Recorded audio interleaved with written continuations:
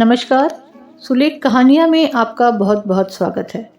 आइए आज सुनते हैं सुभद्रा कुमारी चौहान जी की लिखी हुई कहानी मंगला। आज मंगला चली गई।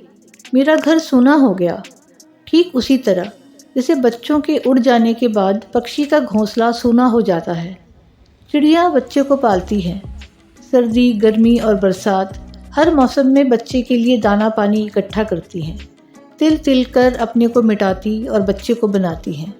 बच्चों के पर फूटते हैं। वे बच्चों की उन्नति में खुश होती है, उन्हें उड़ना सिखाती है। परंतु ज्यों ही डैने मजबूत होते हैं, बच्चे माँ का सहारा छोड़कर घोंसले से कुछ दूर तक अकेले भी उड़ते हैं, इस डाल से उस डाल पर, इस पेड़ से उस पेड़ पर। और इस प्रकार एक दिन उड़ते उड़ते बच्चे उड़ जाते हैं। कहाँ, कौन बताए। सुने घोंसले में चिड़िया कैसे रहे। घोंसले के एक एक तिनके में बच्चों की याद समाई रहती है, जो एक दिन चिड़ियों को घोंसला छोड़ देने के लिए मजबूर कर देती है। और चिड़िया, बेचारी चिड़िया, अपने बच्चों को ढूंढने के लिए खुद भी किसी और उड़ जाती हैं। रह जाता है सोना प्राणहीन घोंसला।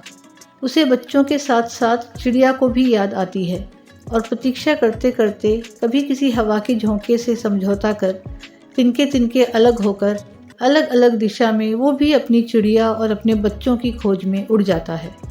ना जाने कब से ये क्रम चल रहा है और अनंत काल तक चलता रहेगा। सब चिड़ियों के बच्चे उड़ जाएंगे और सब चिड़िया उन्हें खोजने के लिए उनके बाद घोंसला सूना करके उड़ जाया करेंगी।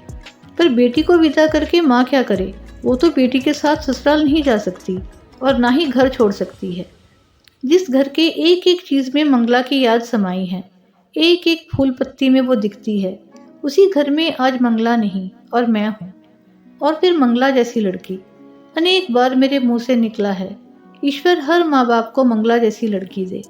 वो तो केवल मेरी लड़की ना थी, मेरी सब कुछ यही थी। मेरी माँ, मेरी गुरु, मेरी मित्र और इसके बाद भी मेरी बच्ची। आज भी वो उतनी ही बच्ची है, परंतु उसके साथ साथ ज्ञान और शिक्षा के ऊंचे स्तर पर पहुंचकर भी अभिमान उसे छू नहीं पाया है। वो अपनी परीक्षा के दिनों में भी घर का मेरा प्राय सभी काम करने के बाद पढ़ने बैठती थी। और आज मेरी मंगला चली गई है, ईश्वर उसे खुश रखे।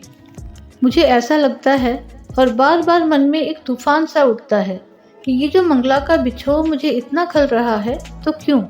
इस बिछोह का सृजन तो मैंने अपने ही हाथों से किया है। मंगला तो विवाह की इच्छुक ही ना थी। वो बार बार मुझसे यही कहती रहती, अपनी गोद से तुम मुझे अलग ना करो अम्मा। तुमने मुझे पढ़ा लिखा कर इतनी बड़ी बनाया है, तुमने अभी तक मेरे लिए कष्ट उठाया है, अब अपनी सेवा करने का अवसर दो। और मैं मंगला के विवाह के लिए बड़ी उत्सुक थी। अपनी बेटी को योग्य साथी के साथ विवाह करके निश्चिंत होना चाहती थी। उस दिन जब बीए का रिजल्ट निकला और मंगला पास हो गई, अच्छे डिवीज़न और अच्छे नंबरों के साथ, तो मुझे कितनी प्रसन्नता हुई। मंगला एक मजदूरनी की बेटी स्वयं भी अपनी माँ के साथ मजदूरनी की तरह काम करने में कभी संकोच न करती थी। फर्स्ट डिवीज़न लेकर पास हुई। मैंने उसी खुशी में एक दिन मंगला से कहा, बेटी अब तुम बीए पास हो गई, अब मैं तुम्हारी शादी तय करना चाहती हूँ। कोई योग्य साथी तुम्हारे लिए खोज सकी तो मैं बिल्कुल निश्चिंत हो जाऊँ। संतान के प्रति माँ बाप की जो जिम्मेदारी होती है वो पूरी हो जाए। उस दिन मंगला ने इस बात को मजाक समझा, किंतु इस चर्चा को गंभीर होते देखकर वो मुझसे बोली, अम्मा तुम मेरी विवाह की चिंता मत करो, मैं विवाह नहीं करना चाहती। ये तो ज़रूरी नहीं कि सभी लड़कियां शादी करें। मैं तो तुम्हारे ही साथ रहकर तुम्हारी ही सेवा करना चाहती हूँ। अभी तक तुमने कष्ट उठाया है, अब मैं तुम्हारे लिए कुछ करूँगी, तुम्हें आराम से रखूँगी। जब मैं कुछ करने धरने के लायक हुई तब मैं विवाह करके कहीं चली जाना नहीं चाहती। एक माँ अपने बच्चे से इससे अधिक क्या कुछ और चाहती है। सच, मेरा मातृत्व सफल हो गया। मैं एक योग्य संतान की माँ हूँ। इससे मुझे बड़ा संतोष मिला। इस बेटी से अलग होकर मुझसे भी ना रहा जाएगा, ये मैं जानती थी। पर इसी बीच सुदर्शन से भी कई बार मिल चुकी थी। सच तो ये है कि मैं सुदर्शन को भी बहुत प्यार करने लगी थी। सुदर्शन मेरी मंगला के लिए जितना अच्छा साथी बन सकेगा, उतना अच्छा लड़का शायद ही मैं कहीं खोज सकूं। इसलिए चाहती थी मंगला ये विवाह स्वीकार कर ले। मैंने मंगला से कहा, बेटी मेरा विश्वास है कि शादी तो तुम्हें करनी चाहिए। मैं सदा जीती ना रहूंगी और तुम्हें तब एक साथी का अभाव खटकेगा। और सच तो ये है बेटी कि तुम्हें जहाँ ब्याने जा रही हूँ वहाँ तुम पर कोई बंधन ना रहेगा। तुम जब चाहोगी तभी मेरे पास आ सकोगी। यहाँ रहना या ससुराल जाना तुम्हारी इच्छा पर रहेगा। बेटी ने लापरवाही से हंसकर जवाब दिया, ये सब अम्मा विवाह से पहले की बातें हैं। विवाह के बाद पुरुष पत्नी को अपनी संपत्ति समझने लगता है। पति चाहे जितना पढ़ा लिखा विद्वान हो, पब्लिक प्लेटफॉर्म पर खड़ा होकर स्त्री को समान अधिकार और स्वतंत्रता देने के विषय में चाहे जितनी लंबी लंबी स्पीचें झाड़ ले, पर घर के अंदर पैर रखते ही पुरुष पुरुष हो जाता है। स्त्री यदि उसकी इच्छाओं को अपनी इच्छा ना बना ले, उसके इशारे पर आंख कान बंद करके ना चले तो खैर नहीं। पास पड़ोस के घरों में, इन शिक्षित परिवारों में भी जो भी कुछ होता है वो जानती हो। ये सब जानबूझकर भी तुम क्यों चाहती हो माँ कि मैं विवाह कर लूँ? फिर तुम मेरे स्वभाव को भी जानती हो।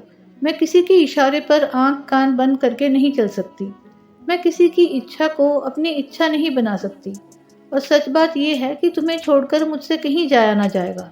तुम जिसके साथ मुझे ब्याहोगी वो मुझे अपने साथ ज़रूर ले जाना चाहेगा, अभी चाहे कुछ भी कहे।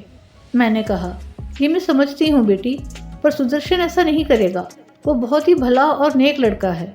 उसने मुझसे वादा किया है कि वो तुम्हारी इच्छा पर कभी अपनी इच्छाओं को ना ला देगा। मंगला कुछ गंभीर होकर बोली, जो तुम चाहो माँ वो करो। मैंने जैसे सदा तुम्हारी बात मानी है उसी तरह तुम्हारी इस बात को भी मान लूँगी, परंतु मैं खुद तो शादी बिल्कुल नहीं करना चाहती। और मंगला चली गई मेरे लिए एक प्याला चाय तैयार करने। मैं बड़ी देर तक मंगला की बातों पर विचार करती रही और मेरी आंखों के सामने अतीत के ना जाने कितने दुख चरित्र खिंच गए। सोचा, नहीं, मंगला की इच्छा के विरुद्ध उसका विवाह ना करूँगी। कल मैं सुदर्शन से साफ साफ कह दूंगी। वो धनी है, शिक्षित है, सुंदर है, विनयी है। उसके लिए लड़कियों की कमी ना रहेगी। बहुत सी लड़कियां मिलेंगी, मेरी मंगला मेरी रहेगी।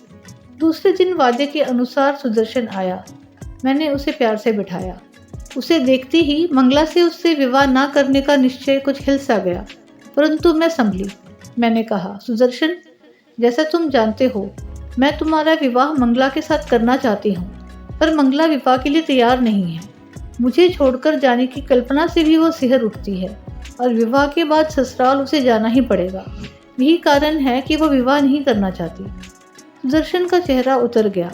वो बोला, ऐसी बात तो नहीं है कि विवाह के बाद उन्हें आपको छोड़कर जाना ही पड़ेगा।